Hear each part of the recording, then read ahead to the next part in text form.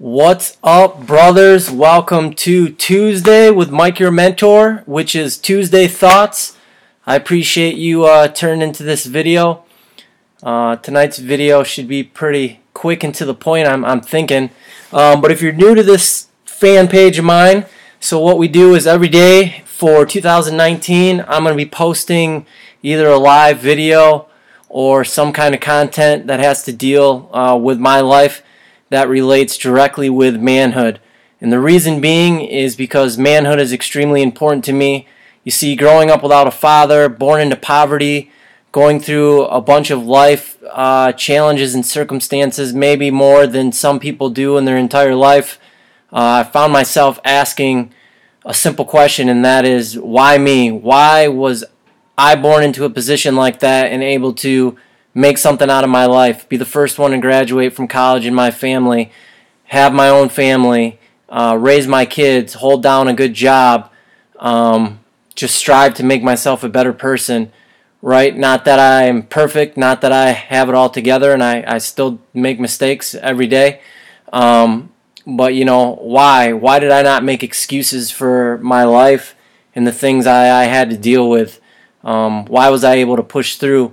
And it's come down to a number of things, but the two most important things are by the grace of God, first of all, but second of all, for the mentors that I had in my life, right? So mentors through the books I was reading to better myself, and mentors in my everyday life, men that I was watching and observing that sometimes didn't even know that I was watching, and seeing how they interacted with their families, or the way that they spoke with people, or the way that they carried themselves, you know, mentally, and more importantly than that, emotionally, right? Did they get angry and have wild outbursts? Could they control their emotions and articulate what they were feeling in a concise and understandable way? You know, guys that invited me into their families to have dinner, to spend time, that treated me in some cases as like a son.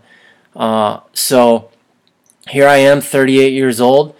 And over the last 3 years, man, there's just something been going on in my heart with men, as I see more men commit suicide, not just physically and take their own lives, but emotionally, right? The men I talk to that are just dying inside because they carry shame and they carry guilt about things that have either happened to them in the past or things that they've done in the past, and they haven't really known how to deal with them, or they've never had a trusting brother in their life to be able to share those things and have those weights lifted off their backs. So, right, that's why I started this channel, because I had a lot of wisdom sown into me and things that I've learned over the years, and I wanna pay that forward and give that back, right? Because we all have this higher calling as husbands, leaders in our community, fathers to our children. So we're gonna jump right into it tonight for this week's Tuesday Thought. And it's escaping my mind here, but it's pretty much, do your actions line up with your words? Now, why this is important to me is, so part of my story is my dad, for a good part of my younger life, probably through the age of at least 10, he was in and out of prison for selling drugs. And he did 3 separate bits for different lengths of time. And every time that he would get out, he would come back into our lives, and, you know, in some capacity, whether he was living with us or whether he was just gone and he'd just show up randomly, which he did a lot. But he would always do 2 things, maybe. The first thing he would always do is he would always look me in the eye and tell me that he was done. He was done going back to prison, and that he was going to be there for me, my brother, and my sister, right? And the second thing is every time we would see him when he got out of prison, he'd have some sort of gift for us. And at a young age, I learned, or it was instilled in me, that men don't keep their words, right? Because of how my father acted, and that's the standard that I judged all men by, whether it was fair or not. I didn't know any better. I wasn't that wise, obviously, at that young age to recognize that. But that's besides the point, right? So he would show up with these gifts to try to smooth everything over, and at first it would kind of work, but then I would catch on to what he was doing, and I didn't care about the gifts. I just wanted him in my life. I wanted to be able to throw the football in the front yard. I wanted to be able to shoot hoops with my dad. I wanted my dad to come to my games and be there to support me and not be the only kid that didn't have his father there cheering him on. Right? That was like my deepest desire. And man, he broke my heart. Every time he crushed me when he would go back. And to the point where I just became somewhat jaded and didn't think that he would follow through with anything that he ever told me. And and to his credit, there were some things that he actually did keep his word towards me on. But that was far and few in between. So what does this have to do with manhood, and why am I sharing this with you? Right? Because one of the problems with being a man in today's culture is we don't accept responsibility. All you do is need to turn on the news, and you can see plenty of examples of men who don't take responsibility for the actions, right? For their actions. It's easier to blame somebody else and to ignore your responsibility than to say, you know what, I screwed up and I'm going to make it better. I'm going to fix it. And then to follow through and do that, which is the second part of that, right? Like I think a lot of guys might be at the stage where they get to a point where they can do the first thing and say that they're wrong, but taking that extra step and actually walking the walk is a whole nother story, because it takes courage, right? It takes us to get out of our comfort zone and just be men of our words, man. It's like, goes back to the whole thing yesterday with honor, right? Like, we think about, like, I don't know how old you are if you're watching this, but think about this, right? Like, there was a time when you could walk into a bank and you could get a loan simply by shaking the bank loan officer or originator's hand and saying, I promise to pay this back. And now you don't have that. You can't do that. You got to sign 98 papers at closing that make you, or that say that you'll promise to pay the money back, and then sometimes that doesn't even happen, right? Because people don't keep their word anymore, and that's shameful. They don't keep it to their friends. They don't keep it to their employees or their employers. They don't keep it to their wives. The list goes on and on.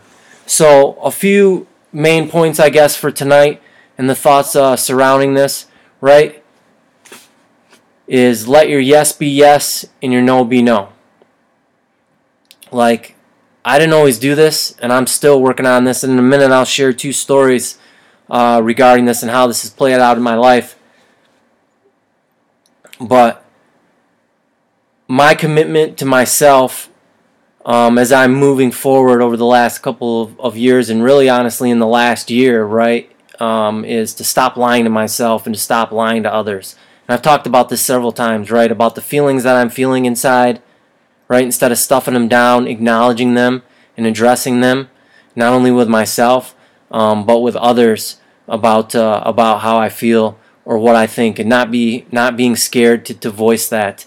And this whole thing with sharing with you guys has been part of that process, right, of getting out there and putting myself out there. It's not comfortable for me always to make these videos, but that's part of challenging myself as a man to hold true to these principles and to these things that I said I would do. And I'm sure there's people that are watching these videos and they're waiting for the day where they're just waiting to see if I miss a day and I'm not going to post one because I said I'd do something every single day for 2019, right? I know that. I know there's guys watching from afar that haven't reached out to me, that want to see, do I actually do the things that I talk about in these videos. I had one guy who watched me for a long time before he approached me to speak to me and talk about his life for me.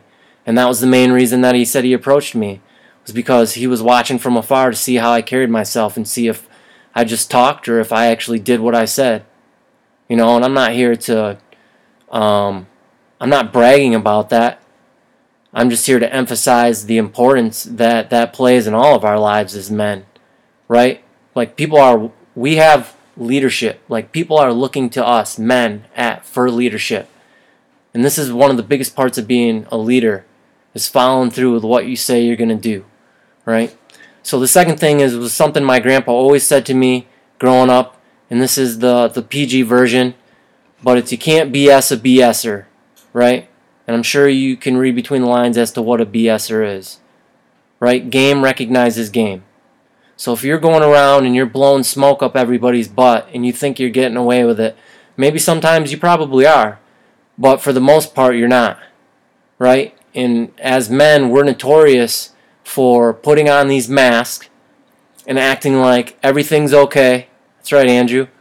And walking around like there's nothing wrong with us. Like, it's a perfect example is when you see somebody, how's it going? And everyone always says, I'm doing good. I do it too. I'm doing good. But the reality is we probably just got in an argument with our wife. We probably just had some type of work experience where something happened between a client or happened with us and our manager, our employer, or maybe we had something crazy happen in our life like the death of a loved one, and we put on this mask and we walk around like everything's fine when we're grieving inside, right? When we're desperately looking for something to give us hope inside. And all we do is got to speak up, right? But we try to BS our way through life.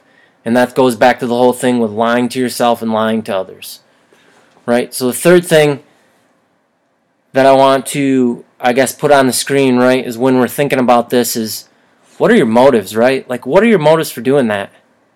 What are your motives for lying to yourself and lying to others about how you feel and what you really think? And making promises that, one, you probably can't deliver on, or two, you're hoping you can deliver on, but you don't necessarily have the intentions to do so. And this is self-examination, right? Like, it's not always easy. And it wasn't easy for me. So, said I'd share 2 stories with you. Try to make these quick. So the first story is, so I found myself at a point in my marriage where things weren't going well. And coming from a family of divorce, not once, but twice, I obviously didn't have a good model of what relationships looked like and how men were supposed to, that's right, fear man. You got that exactly right. That's exactly where I'm going.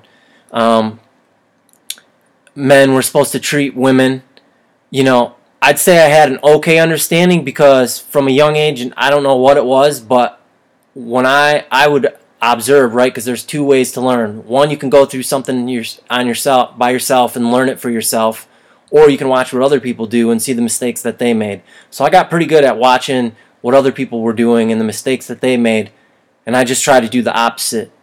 So I think I had somewhat of a good foundation, but it wasn't as strong as it could have been had I had a father in my life, right?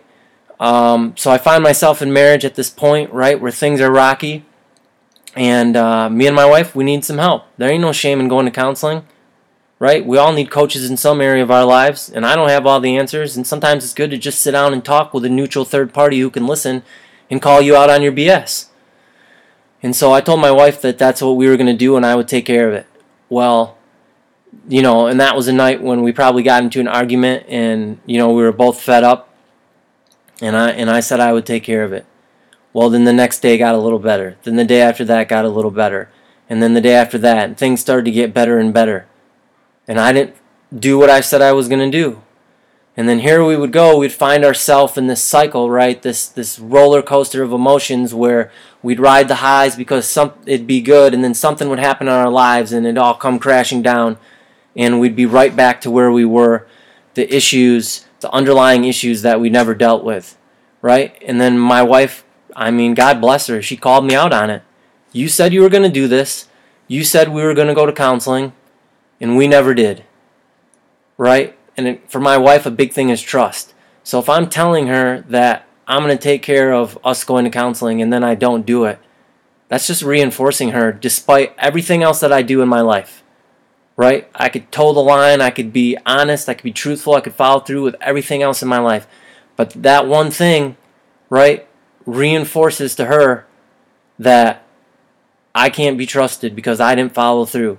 And I'm not saying that's the case with all women or your case with your wife, but for me and my relationship with my wife, that was fact, plain and simple, right? So I had to step up and honor my word and find us a counselor and get us going to counseling, which I did, and it absolutely helped.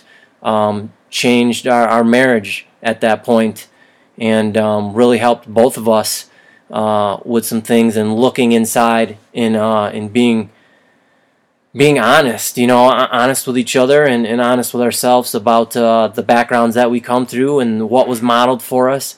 I mean, right, these are all pathologies and origins that everybody brings into their marriage, and unless you're intentional about dealing with it, they're going to keep resurfacing and resurfacing and resurfacing, and it just takes work, man. That's just the way life is. Some things are like that. It doesn't come natural.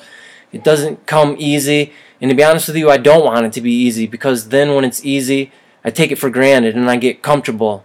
And then things happen because I get lazy, right? And I'm not intentional about showing my wife how I love her. And I'm not intentional about building up my family and showing my kids, like, this is how you treat a woman, this is how you treat your wife, and instilling those values and those principles. So the second story is a good story of what happens if letting your yes be yes becomes unbalanced, right? Because with everything that you do, there needs to be some sort of moderation, there needs to be some sort of balance, otherwise things get crazy.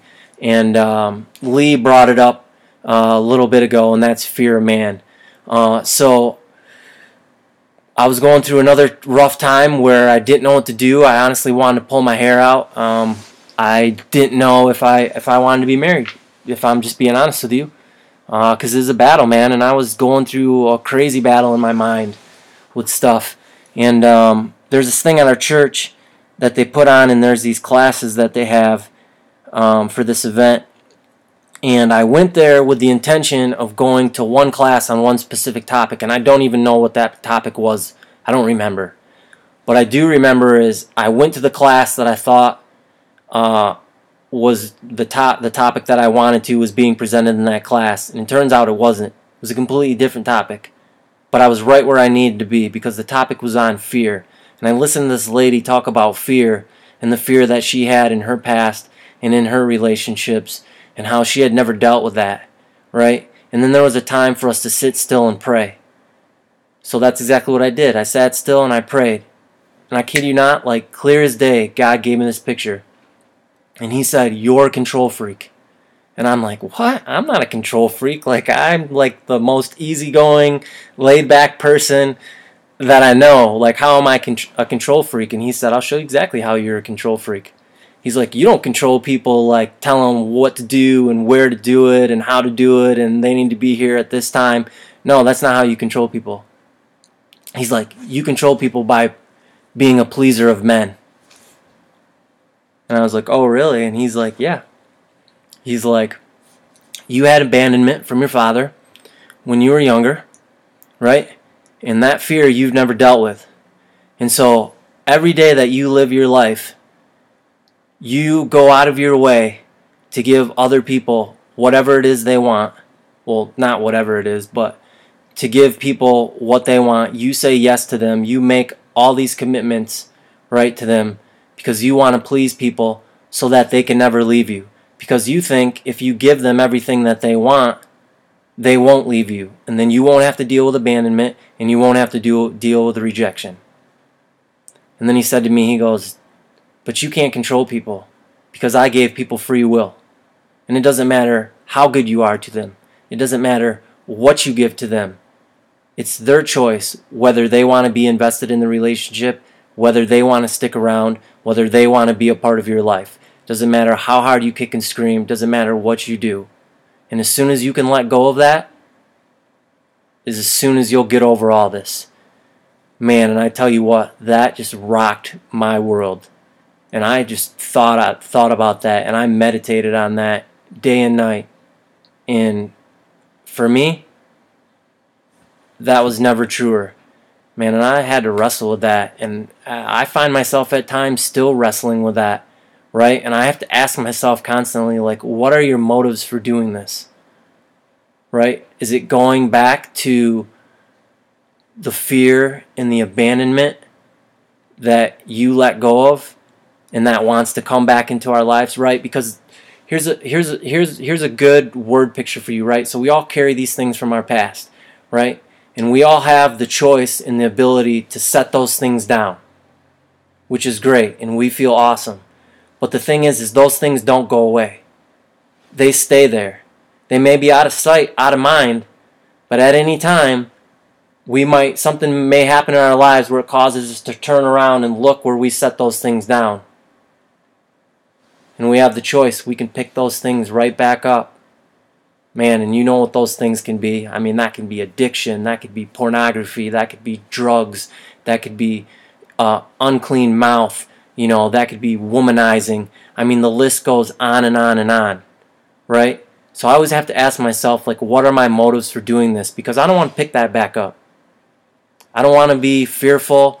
I don't want to be fearful of abandonment. I don't want to be fearful of rejection.